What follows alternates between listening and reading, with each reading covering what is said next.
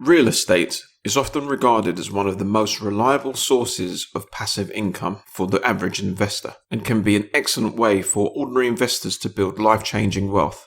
Despite this, the real estate sector on the whole has performed poorly in 2020, and some leading experts in the sector have predicted that certain verticals such as high street shops and offices are at the beginning of long-term decline. So what does this mean for most investors? And how can we still enjoy the benefits of property investing in 2021? Well, in this video, we will look at the two most common and reliable approaches to investing in real estate, namely through purchasing rental properties or through real estate investment trusts or REITs. We will consider the case for and against going with either option in 2021, and will highlight the growing trends, pitfalls, and opportunities in the real estate sector. So join us as we talk real estate on today's Investment Store. Welcome to the Investment Store, the personal finance channel that reviews a diverse range of investment asset classes, from stocks and ETFs through to real estate and cryptocurrencies. If you enjoy this video, please click the like button and leave a comment. And if you like our content, then please subscribe to the channel to become part of the Investment Store community and hit the notification bell to ensure that you never miss an episode. With that said, let's commence with today's video.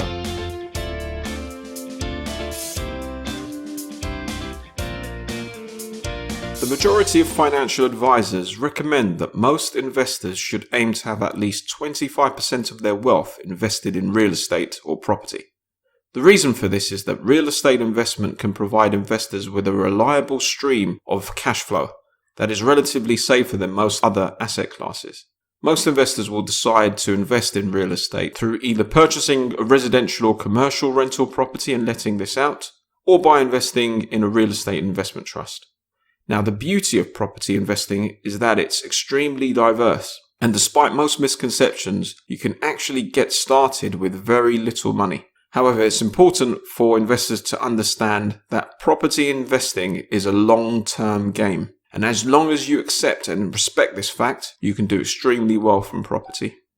So, let's first look at the option of purchasing a rental property and consider the case for and against this. Let's first look at the benefits of a rental property investment. Number 1, leverage. One of the biggest advantages of investing in a rental property is leverage. Property investing allows you to build wealth using other people's money, such as a bank, which most banks are only too happy to lend you. This makes it possible for an ordinary investor to obtain a significant return on their investment with a relatively small outlay, whilst also having the added benefit of rental yields and long-term capital appreciation. For example, let's assume that we put down a 10% deposit on a £500,000 property and that the property subsequently appreciates in value to £550,000 over a period of 12 months. You would have achieved a 100% return on your investment along with rental income and an increase in your asset wealth. Now, admittedly, prices can go down too. However, your losses would be limited to the deposit value rather than the value of the property itself. Moreover, the important point that we're illustrating here is that property allows you to make significant returns at a much lower risk than practically any other asset investment class. Don't believe me? Well, try walking into your bank and asking them to loan you up to 90% of the value required to invest in stocks, gold, or Bitcoin and see what reaction you get. Second, cash flow. In addition to capital appreciation, a rental property investor may also benefit from regular positive cash flow through monthly rental yields. Third, tax benefits. Rental properties have always been a fantastic source of reducing tax liability in most countries, as investors can deduct a number of expenses from their tax bill. Now, this benefit has been curtailed in the UK for residential property investors, and I'll mention more about this later. However, tax is generally a benefit on the whole. 4. Control. Another major benefit of purchasing a rental property is that you have absolute control over your investment. You own the physical asset, and providing that values go in the right direction, you can use leverage to scale your property portfolio and business very quickly. Many ordinary investors have got very rich doing this. So, it's a no-brainer then. Let's all get out and purchase some rental properties and make our fortunes. Well, it's not quite that simple. There are still a number of challenges with investing in rental properties. For example, effort. Owning and managing a property portfolio may require your personal time and effort to deal with matters such as legal obligations, finances, and maintenance. Now, of course, you can outsource this to an agent, but this will eat into your profits. Furthermore, there is no guarantee that the agent will perform to the standard that you require, so you'll need to put some effort into selecting the right team to represent you. Secondly, initial outlay. Clearly, one of the biggest hurdles to overcome when investing in rental property is to save enough cash for a deposit. This remains a large barrier to entry for most ordinary investors. In contrast, you can start investing in a REIT with a relatively small sum of money. Void periods. When you invest in one rental property, your eggs are in one basket. This means that should you struggle to find a tenant, or worse, if your tenant stops paying their rent, you will have no income. This could potentially be catastrophic if you are unable to meet your debt obligations, and the problem could be further compounded if the property declines in value, forcing you to sell while you're in negative equity. Now, of course, this would be an extremely unlucky case, but it would be naive to think that the situation can't happen. Remember, there were a number of high net worth real estate investors that got completely wiped out during the global financial crisis. Regulatory changes. Finally, we must make a special mention about the regulatory changes that have severely impacted residential investors in the UK over the past 5 years. Since 2015, the UK government has introduced a number of regulatory measures, including the reduction in mortgage interest relief, commonly referred to as Section 24, which limits the amount of finance costs that landlords can claim as a tax-deductible expense, the removal of capital gains tax relief when selling a rental property that you previously lived in, the introduction of mandatory landlord licensing, 3% stamp duty surcharge for buy-to-let investments, minimum energy efficiency standards, abolition of Section 21 eviction notices, and the list goes on. These changes have led to a number of residential landlords needing to repurpose their businesses as limited companies. And it's fair to say that if you are contemplating owning more than 2 rental properties in the UK, you'd be strongly advised to set up as a limited company. Now let's switch our attention to real estate investment trusts.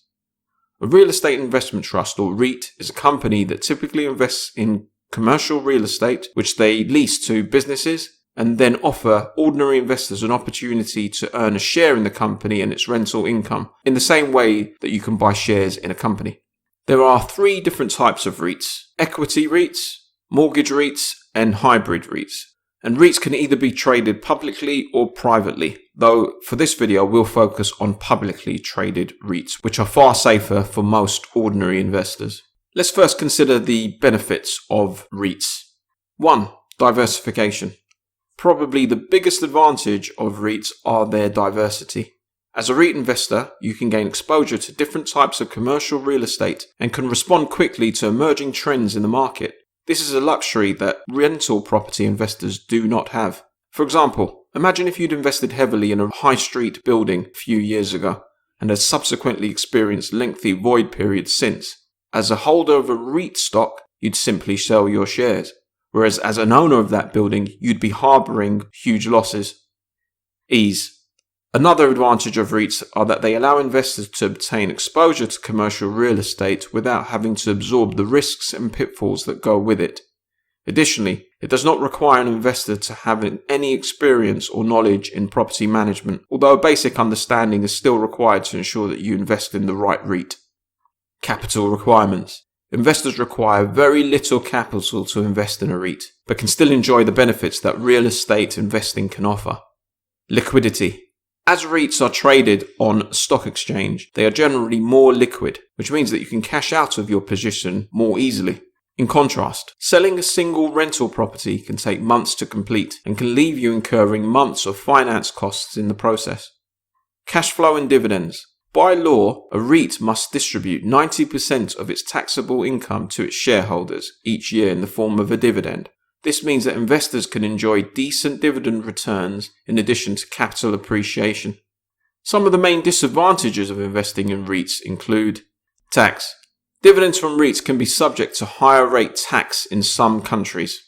Interest rate sensitivity. REITs, like bonds, have an inverse relationship to interest rate movements. When interest rates rise, REIT prices generally fall, as shown in this figure. This is because investors looking for higher yields will have more options available to them. So ordinary investors can come unstuck if they try to sell when interest rates are rising. Now, of course, the reverse is also true, and REIT prices can be driven higher when interest rates remain at zero or go negative. Diversification. Whilst REITs can add diversification to your portfolio, it's important to note that most REITs are not very diversified. Most REITs tend to focus on specific property types, and each type of commercial property has its own set of risks and drawbacks. For example, high street stores and offices, and even warehouses do come with their disadvantages, so the investor needs to educate themselves to become familiar with this. Operational constraints. By law, REITs must ensure that at least 75% of their income comes from renting real estate. This means that their growth prospects can be limited as they're unable to venture into new growth areas. So in summary, the real estate sector has significantly underperformed against the broader market over the past 12 months. Now, as mentioned earlier, property should always be viewed as a long-term investment, so this should not perturb investors. Also, the trend of real estate growth is likely to continue over the long term when we consider factors such as growing population, greater urbanization, and more people moving into major cities across the globe. So with this in mind, we need to understand the following prior to investing in property. What is your risk appetite and required rate of return? How much control do you want to have over your assets? And how much time can you devote to managing your property business? Now, if you rank highly for each of these areas, then investing in a rental property may be the right strategy for you. If you choose to go down this route, it's important that you aim to buy a property that is below market value, as this will give you a margin of safety against any systemic downturns in the property market or wider economy. You should also ensure that your property will rent out easily and achieve the desired rental yield.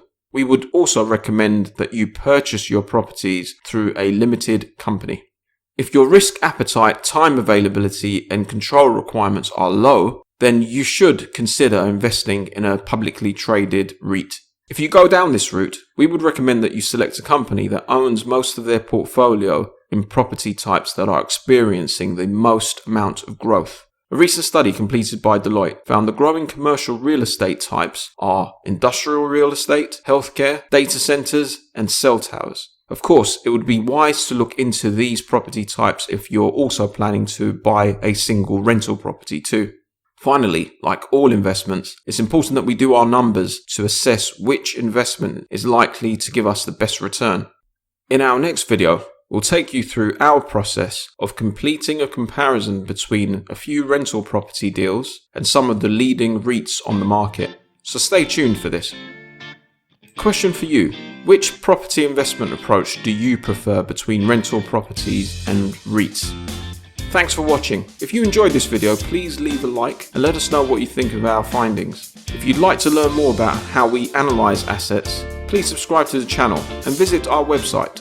We wish you a happy and healthy 2021, and we look forward to seeing you on the next video.